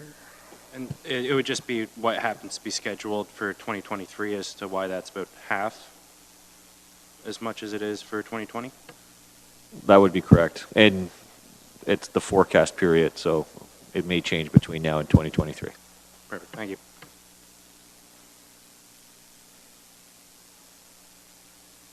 And the next page, pickup trucks, tandem trucks. Again, this I was charged that last budget to do a fleet review of all the equipment we have, and between staffing situation, the busyness of our staff already, I didn't want to bug them more, but the more I looked into it, unless we change how we do things, we can't change what we're doing it with. So it becomes a chicken and egg thing that first we've got to sit down and see if there's a possibility to do things differently. Otherwise, we need the equipment that we need. So I don't know if Jason has any comments on that, but this is just basically replacement of what's there, right? I guess to the chair, just on that point, our fleet, I'll just point out that most of the fleet assets that we do have are well beyond their typical replacement cycle. The recommended average is 7 years for replacement. most of the trucks that we still have out there, greater than 50%, are over that threshold already. The last batch of replacements that council did approve and we have awarded, that was basically getting rid of a bunch of trucks that were in that 12 to 14-year-old range. So we are making significant headway with your support in getting a better operational fleet out there, which in turn has a positive impact on some of the expenses that we have on the operating side for maintenance and keeping those trucks on the road. So any questions, I'd be happy to discuss. Councillor Martin? Thank you, Councillor Columbus. Last year, just a note really, I guess, to all of the board. Last year we had a request to replace 7 trucks and we went with 5. This year there are 6 listed. So again, I just would ask maybe for a little bit more of an explanation on how necessary all 6 are. And also we spent a little bit of time last year talking about, are we looking at leasing vehicles? Are there vehicles that can be used, by summer students on trails for working on cutting down trees and whatnot that are a little bit more banged up as opposed to something new? When we look here at all 6, are all 6 completely necessary? Through the chair to Councillor Martin. In general, when we get new trucks, those trucks typically get into kind of the lighter duty jobs. And as a truck progresses in age and kilometers and wear and tear on it, that's typically as it gets pushed further down the line into tasks like tree removals, like cold patching and asphalt road repairs, where it's a little harder on the vehicle. So we typically, that's kind of generally the way we cycle those vehicles through. I can say that over the past year and a half or so, we have actually removed trucks from service purely because they've become safety hazards, which has left our operations mildly shorthanded. So I do believe that these replacements are needed in order to keep our staff working and getting their jobs done out in the field. And I think if you remember, we did a little bit of a review of some of our employees that were paying the mileage to drive their personal vehicles, and it might be cheaper to purchase vehicles for them rather than having them drive their own. So again, it's that bigger picture thing. Unless we change how we do it, there's not a lot of arguing with what's here. I did flag one, it's on page 5, the tar and chip equipment. It's down the road a couple of years, but that would be that example. I think that they've gone to, we put on the tar and chip ourselves with our own staff because it saves a little bit of money, but what doesn't get done in maintenance while we're doing the tar and chip, and are we really gaining in the big picture? And those are the kind of things that I think this council is going to have to fight with over the next little while on where are the real savings. If I'm saving $10,000 putting down the tar and chip with our own equipment, that's going to cost $600,000. But at the same time, there's other work that's not getting done, and then you end up paying more on that other work again. And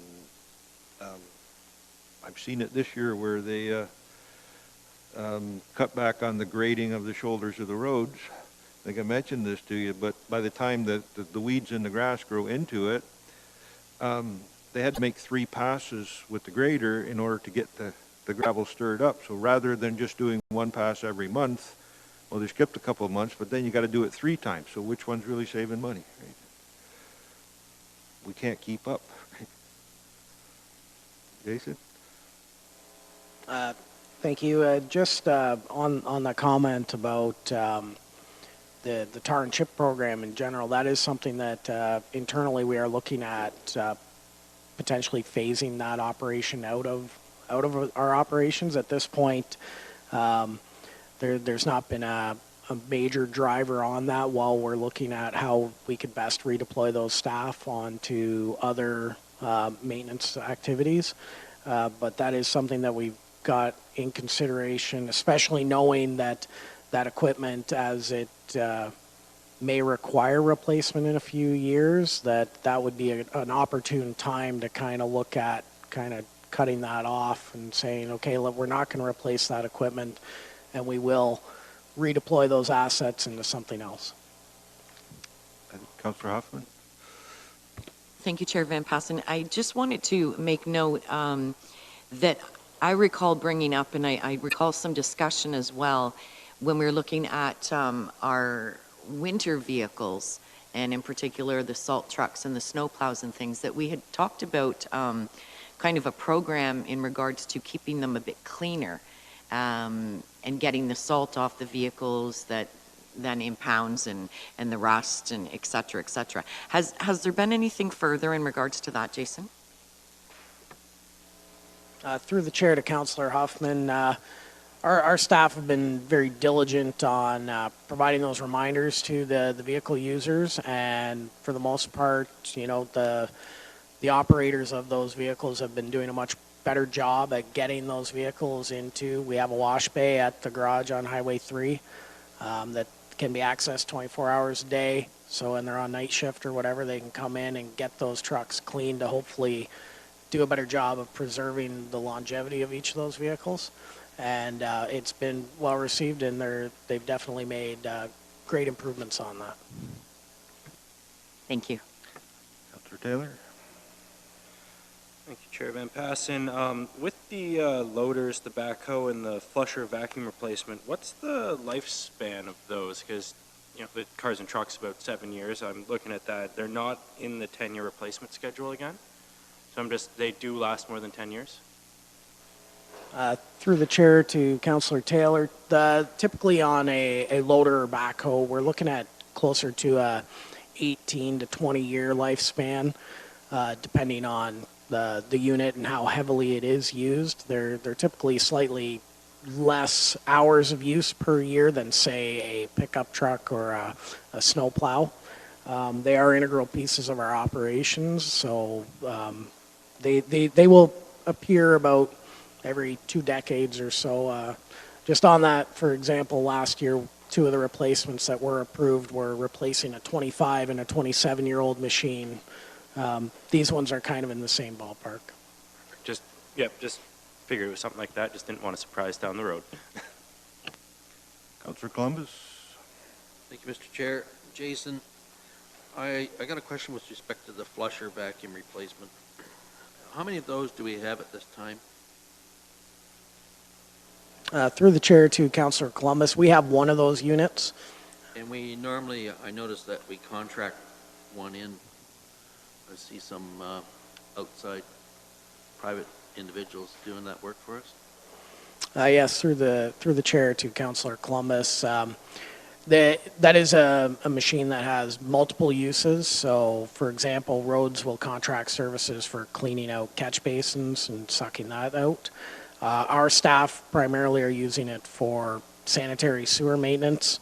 We will also pair that up with road staff to do some storm sewer or culvert cleanings or whatever when we are not needing it in the sanitary system. So does it have any life left if we were to move that further on down the road into the future? Or is there actually an issue with that piece of equipment, the flusher vacuum system? Through the chair to Councillor Columbus, this unit is actually a 2003 unit, and over the past year and a half, we've spent tens of thousands of dollars just to keep it on the road and functioning for its emergency response needs. It takes approximately a year and a half to 2 years to have one of those machines built.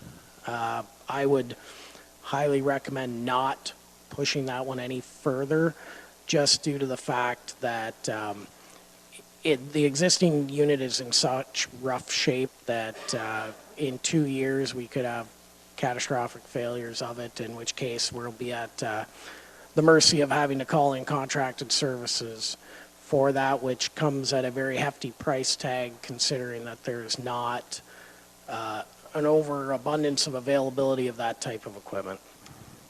Thank you very much.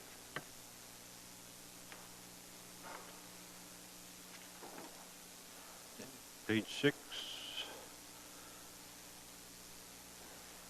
I do have a question on page 6, the replacement of automatic vehicle locating system. I thought before, how come we don't have GPS equipment on every truck we have?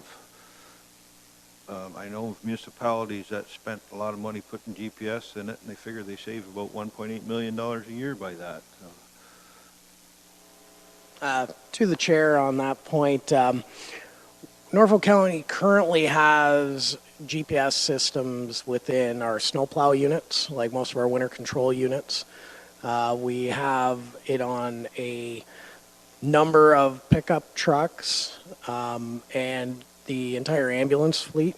When we're talking here, the replacement with automatic vehicle locating system, that's just the fancy industry term for a GPS system.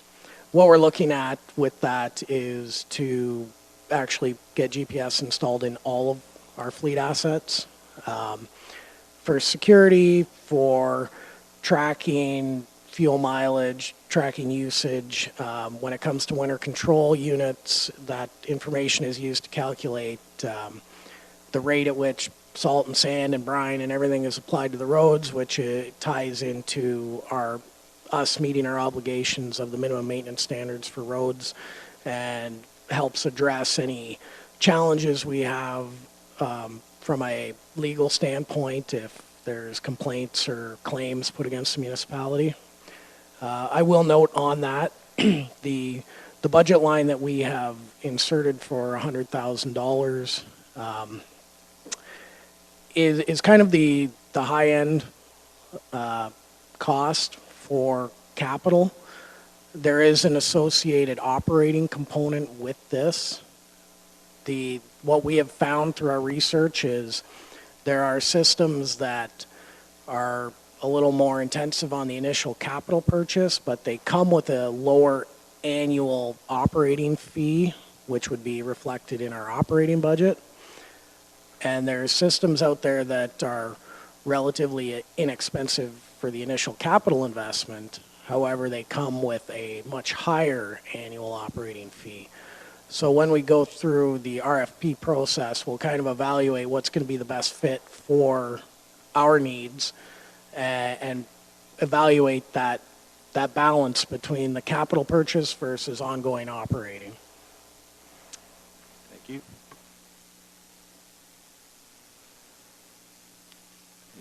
Next page is the engineering work.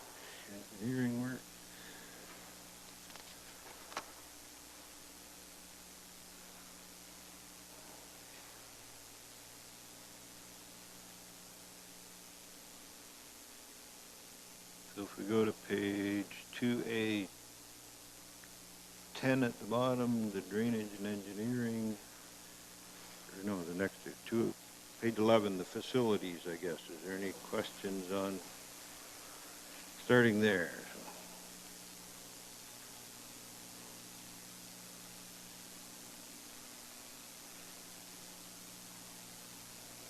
The generator replacement program, that's just ongoing, right? HVAC ongoing.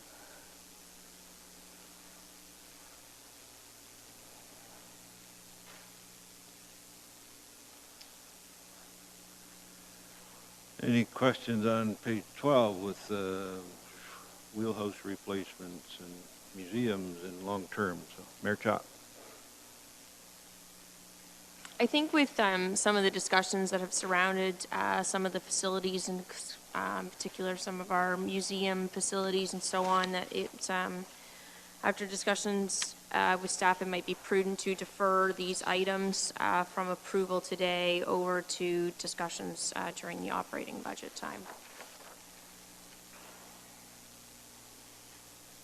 Councilor Michele. Thank you, Mr. Chair. I would add to the mayor's comment, I think that it might be prudent to give some of the committees connected to these topics an opportunity to perhaps weigh in on it as well at that time. You know, I was looking at the next page, you know, the difference between an elevator and a lift is $70,000, an elevator $350,000. Are we sure that we need elevators in all those facilities? So would you like to defer the entire section here, like?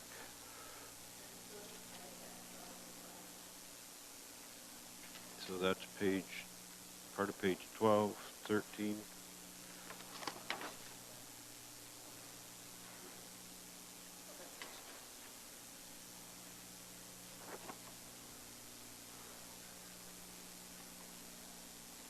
Mr. McQueen.